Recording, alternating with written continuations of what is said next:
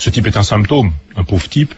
Papy Tricot, Un antisémite, un fasciste, un négationniste, un révisionniste, un ami de Sylvain, Alphonse, Henri, Vladimir de Paris, etc. Enfin, il a rien pour lui, il est détestable en tout. Allez, qui arrive au 01 34 12 22? Bonsoir. Oui, allô? Oui, bonsoir. Oui, bonjour, ben voilà, je vous appelle pour parler de la rentrée. Oui. Et donc, voilà. Il y a Marie-Laure avec toi, hein. Ça gentil de la saluer. D'accord, désolé. Salut Marie-Laure, ça va? Oui. Bon. Eh bien, voilà, moi, j'appelle pour dire que ma rentrée, était plutôt moyenne. Voilà, j'ai une petite chaîne YouTube qui fait dans les 15 000 abonnés. Donc voilà, je fais des apps qui parlent un petit peu de pas mal de choses, quoi, des faits de société, des vidéos drôles aussi. Voilà, il faut de tout pour faire un monde, quoi. Et donc voilà, moi ma rentrée, pourquoi est-ce que c'est m'a passé? Pour deux choses. Car j'ai suivi récemment une recette de cuisine.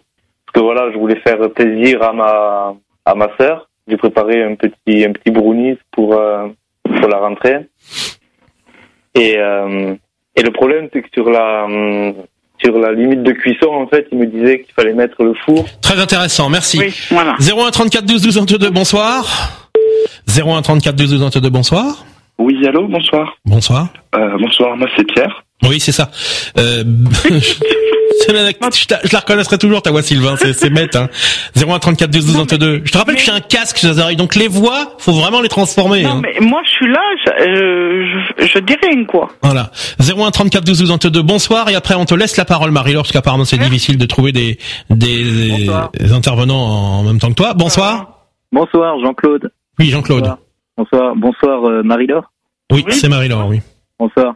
Moi, je voulais parler de la rentrée radio. Puisque moi, j'étais et encore un peu, mais de moins en moins, j'étais un grand auditeur de WeFM, qui est une radio rock. Enfin, je pense que tu connais Guéridon. Oui, oui. Voilà. Je suis aussi auditeur de Nova. Guéridon, mais sérieux. Oui, oui. Bah oui, je connais WeFM, moi je la connais surtout parce que c'est cette radio qui a vu naître KDO. Ça m'interpelle quelque part. KDO Olivier ont commencé à se faire connaître. Ton sérieux m'interpelle. Il faut être sérieux de temps en temps. Oui. Alors continuons.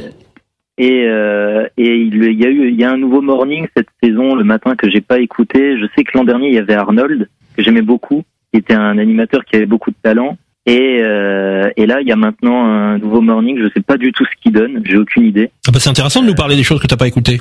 Je sais justement, mais moi je voulais justement parler de l'an dernier un petit peu. Alors moi je voulais parler de ma rentrée radio. Alors je sais que sur cette radio il y a un morning, mais je l'ai pas encore écouté, donc je peux pas vous en parler. C'est de l'info. Hein. Mais justement. Alors parle-nous des choses que t'as entendues au moins. Justement, oui. J'écoute l'après-midi et je remarque de plus en plus que j'écoute Nova et FIP. Nova et aujourd'hui. Et FIP, France Inter Paris. Oui, voilà, France Inter Paris. C'est ça. Je sais pas, c'est ça. C'est ça. Et tout simplement parce que les musiques qui passent à l'antenne sur WeFM, je trouve, sont de moins en moins axées dans la bonne période, c'est-à-dire la période 63-73, l'époque où il y avait vraiment, c'était vraiment du classique rock, voilà.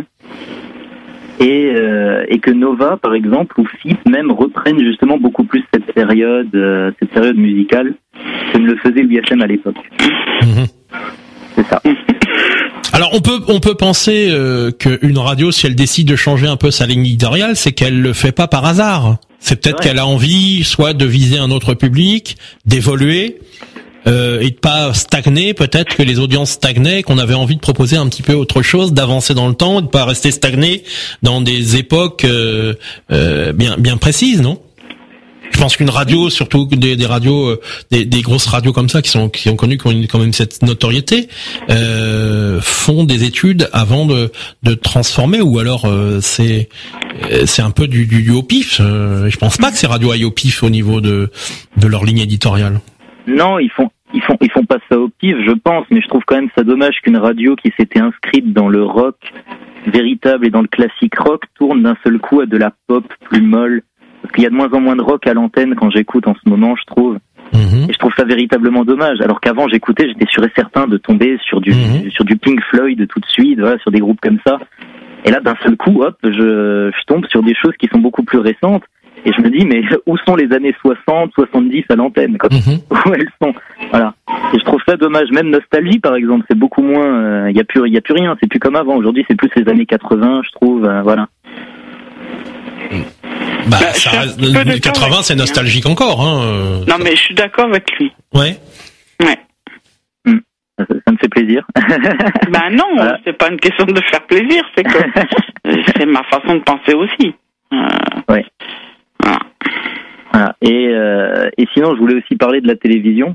La télévision, je voulais en parler un petit peu. Je voulais parler de Canal+, justement, parce que je sais qu'il y a d'autres auditeurs qui ont parlé de Canal+ avant moi, et cette chaîne, elle fait beaucoup de débat avec ce qui s'est passé récemment avec le rachat ou avec Bolloré. Et j'ai vu un article là, comme quoi le Grand Journal allait être payant. Enfin, allait être mis en crypté maintenant. Allô? Oui. Oui, les guignols sont prévus, quand ils démarreront, de passer vers 20h50, en crypté. Non, le Grand Journal aussi. Ah bon? Oui, mais j'ai vu un article tout à l'heure comme quoi le Grand Journal était aussi prévu comme passage en crypté. Bah, ça serait étrange qu'il ait commencé en clair et qu'il le passe en crypté. Alors, c'est un peu bizarre, mais bon, ça rentre un peu, je pense, dans leur ligne éditoriale de vouloir plaire à des. Ils essayent de toucher une tranche d'âge qui est surtout des. Comment on appelle ça encore, des travailleurs. Enfin, c'est je sais plus comment on appelle ça. Le cadre. Voilà, le cadre d'entreprise, surtout les gens d'entreprise, de toucher. Permets-moi d'en douter quand même, parce que même sous Bolloré, Canal+ a besoin d'une vitrine, parce que c'est aussi une vitrine pour parler du reste de la chaîne, et puis pour donner envie aux gens de s'abonner ou de ne pas se désabonner. Parce que moi, j'entends plus en ce moment des gens qui ont envie de se désabonner. Dans les commentaires que je lis sur Internet, il y a des gens qui disent, mais attendez, laissez-leur une chance. De toute façon, c'est pareil comme le départ de Claire Chazal. On trouve, il y en a qui trouvent ça scandaleux. D'autres qui disent ah bah il était temps quand même, place aux jeunes, place à d'autres personnes. Laissez le temps aux équipes de s'installer. On peut pas de toute façon refaire ce qui s'est déjà fait. Et puis il y en a qui ont l'impression, enfin j'ai l'impression qu'il y en a qui découvrent, comme je le disais la semaine dernière, qui découvrent l'économie au sein de l'audiovisuel, et que bon la pub ça fait vivre les médias privés, et que c'est pas la redevance télé qui les finance, donc il leur faut de la pub, et plus un programme marche, plus vous aurez de la pub. Mais Canal+, il leur faut une vitrine, et je pense que même sous Bolloré, il y aura quand même une tranche en clair. En plus, je sais même pas s'ils auraient le droit de la crypter, parce que ce sont des accords avec le CSA qui fait que on leur a accordé une tranche en clair. Je suis même pas sûr que eux, ils aient forcément le droit de la crypter, sauf s'ils mettent un programme qui est crypté habituellement. Eh ben, moi je peux te dire. Je crois que ils ont cette obligation, c'est une espèce de contrat, à moins qu'ils renégocient le contrat avec le CSA, mais je crois qu'à partir du moment où on leur offre une tranche en clair, ils n'ont pas le droit de la crypter, comme ils n'ont pas le droit éventuellement de décrypter une tranche qui est pas prévue d'être en clair. Enfin non, ils n'ont pas le droit de décrypter une tranche qui devrait être prévue cryptée par le CSA. Je crois que ça fonctionne comme ça. Moi, si vous permettez. Donc je doute que le Grand Journal passe en crypté. Hein. Je sais pas, j'avais lu ça tout à l'heure, comme ça, je me suis dit, bon après c'est peut-être une fausse. Ouais, mais tu sais, on lit beaucoup de choses. Oui, puis vous parliez d'Hanouna tout à l'heure. Cyril Hanouna a démenti un certain nombre de rumeurs aussi le concernant. J'ai lu comme quoi Bolloré le surveillait de très près. Lui, il a démenti. Maintenant, est-ce que ça fait bien de démentir? Je pense qu'ils vont tous un petit peu tester et voir un petit peu comment ça fonctionne. Et puis après ben voilà, les choses elles sont ce qu'elles sont. Mais avant de tirer à boulet rouge sur les gens, attendons qu'il se soit passé quelque chose. Il y a plein de choses qui disparaissent. C'est la vie de la télévision. Après, il y a des gens qui disent ouais, toujours pareil, des programmes qui restent 30 ans, ça bouge pas. J'ai l'impression que c'est bien français cette manière de râler. Moi, ça fait 2 ans qu'ils me débitent presque 40 € à Canal+, et je n'ai plus Canal+, et je n'arrive pas à les joindre. Comment ça, t'arrives pas à les joindre? Non. Je mets une fortune en téléphone. J'ai payé plus de 50 € de téléphone pour les joindre, pour dire que je n'ai plus, alors que je suis à Bolloré. Ils me débitent sur mon compte. Ah bah, il faut que tu stoppes les prélèvements à partir du moment où tu le reçois pas. C'est pas compliqué de dire à ta banque on arrête les prélèvements. Mais j'arrive pas à les joindre. Non mais t'arrêtes les prélèvements. Écoute, Marie-Laure, tu fais opposition. Si t'arrives pas à les joindre, eux-mêmes à ce moment-là, ils vont peut-être te contacter puisqu'il y a plus de prélèvement. Tu dis, écoutez, j'arrive pas à les joindre. Enfin, tu m'étonnes. Moi, à chaque fois, j'ai voulu essayer d'avoir Canal+, tu les as. Je paye. Non, c'est pas possible. Attends, tu fais pas le bon. Quel numéro tu fais pour obtenir Canal? Que j'ai rien, quoi. Quel numéro tu fais pour obtenir Canal? Tu peux aller le chercher sur Internet? Ça, c'est un numéro court à 4 chiffres ou c'est un numéro à 10 chiffres? Là, je me suis inscrit au truc de Canal+, pour pouvoir gérer mon compte, quoi. Et leur demander non, mais moi ce qui m'intéresse c'est de les avoir au téléphone et de leur dire tu veux dire tu t'es créé un compte tu t'es créé un compte avec une Marie-Laure, tu t'es créé un compte avec une adresse email? Oui. Bon bah alors donc normalement si t'as un problème tu dois pouvoir le résoudre par le biais d'internet aussi, hein. Oui, mais sauf que moi je voudrais avoir les gens au téléphone, leur expliquer ce qui m'arrive. Bah moi je ne comprends pas, franchement je ne comprends pas que t'arrives pas à les avoir, hein. Oh non. Parce que franchement ils sont accessibles. C'est bizarre, hein, c'est bizarre. Non, je t'assure que j'arrive pas. Bon bref, on n'est pas là pour faire le service après-vente de Canal+. On va accueillir Gérard au 01 34 12 22 avec nous. Bonsoir Gérard. Bonjour Guéridon, merci d'être là où tu es, c'est-à-dire dans les studios d'IDFM. Bonjour à tous, bonjour Marie-Laure, et puis quel est l'autre Bonsoir. Jean-Claude. Bonjour Jean-Claude. Je voulais commencer cette nuit par une supplique, le fait de ne pas être ce qu'on appelle le miroir des médias. Vous avez tous des médias à votre disposition. IDFM en est un. Je pense qu'on peut être original et essayer de s'exprimer sur autre chose que les thèmes des médias. Voilà, c'est tout ce que je peux vous dire, parce que là je suis parti pour la nuit là. Non, on a dit qu'on arrêtait, on faisait 1 heure jusqu'à 1 heure. Donc t'en as encore pour 4-5 minutes, pas plus. Bon, quant aux émissions en clair de... Et j'ai pas forcément orienté sur la rentrée média, hein. J'ai dit si vous avez envie de parler, parce que ça en a fait parler beaucoup sur Internet de la rentrée média, mais ça peut être votre rentrée à vous, comment elle s'est passée, si vous avez des conseils à donner, des coups de gueule à passer. Voilà, c'est pas simplement axé sur les médias, j'ai parlé de la rentrée en général. La rentrée en général? Oui, la rentrée en général. Mais il est évident que la rentrée, on est touché par la rentrée des médias, d'autant plus cette année que Canal+. Voilà. Donc à partir de là, ça peut en effet intéresser un certain nombre de personnes d'en parler. De toute façon, les équipes de Canal+, je trouve, elles changent à chaque fois, mais enfin pour moi, ça reste toujours les mêmes, j'ai l'impression.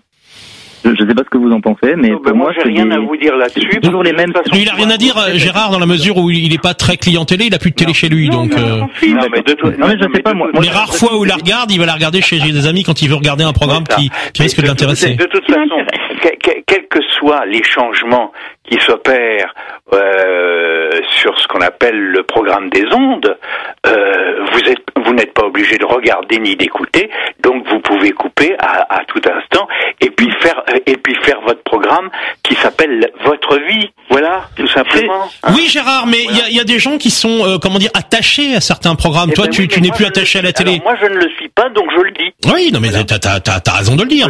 Moi, j'y suis attaché. T'en as qui peuvent être attachés, même si l'internet prend le pas sur la télévision, beaucoup, surtout chez les jeunes. Oui. T'en as qui sont attachés. Moi, je suis encore un téléphage, beaucoup moins qu'avant. Alors téléphile peut-être plutôt plus que téléphage, mais il y a des programmes, oui, ça me ferait chier qui disparaissent parce que j'aime bien le côté bon enfant. Et puis je sais prendre, à mon avis, contrairement à certaines personnes, je sais prendre le 2e ou 32e degré d'humour ou Et puis avec la multitude des chaînes, je pense que vous allez trouver votre recette. Hein. Eh ben, contrairement à ce que tu dis, justement, non, parce que la multitude des chaînes n'apporte pas le bonheur. Non. Elles appartiennent toutes au même groupe. Hein. En plus. Le même groupe, les chaînes. En plus, voilà, ça se divise en 4-5 groupes, peut-être grand maximum, et encore, qui contrôlent ces chaînes-là, où elles se rachètent les unes les autres, et puis elles se revendent des programmes. C'est-à-dire que les chaînes nouvelles rachètent des programmes que tu as déjà vus sur les chaînes mères, quoi, on va dire. Oui, Jean-Claude. Écoute, Guéridon, j'aimerais juste te dire quelque chose quand on parlait. Attendez, pas tous en même temps, Gérard et Jean-Claude. Donc Gérard, oui, tu voulais dire? Je ne veux pas frustrer des auditeurs potentiels, donc je vais partir, quitte à revenir tout de suite. Oui, pas de souci. Parce que comme tu ne veux pas rester sur ce thème des médias. Non, c'était histoire de... Et que certains veulent s'exprimer. Voilà. Je vais laisser la place. Ok, bah à tout à l'heure, Gérard. À tout à l'heure. Merci à toi. À tout à l'heure. Jean-Claude, à toi. Oui, donc moi je disais justement que je voulais parler des équipes justement de Canal+ qui changeaient à chaque fois. On parle du mercato beaucoup, du mercato télé, ça change comme ça à chaque fois. Et top, il est 1 heure. Hein. Oui, bon, on va prendre les derniers intervenants. Donc moi je trouve qu'il y a quelque chose qui ne change pas, c'est que à chaque fois les animateurs de Canal+, quand je les vois, ils ont une grosse tête avec un tout petit corps. Voilà, c'est des Untermensch un petit peu, je trouve. Une grosse tête avec un tout petit corps. Oui, ils ont une grosse tête avec un tout petit corps, je trouve. Ils sont, c'est des Untermensch, quoi. C'est des, voilà. Je sais pas ce que c'est que les Untermensch. Non, moi non plus. Voilà, bah en fait, c'est le genre de personnes, quoi. On les prend dans le carré VIP, on leur fout 2 claques dans la gueule, ils font prout. Voilà, c'est ça. Oh là là là là là là là là. Bah merci. Hein.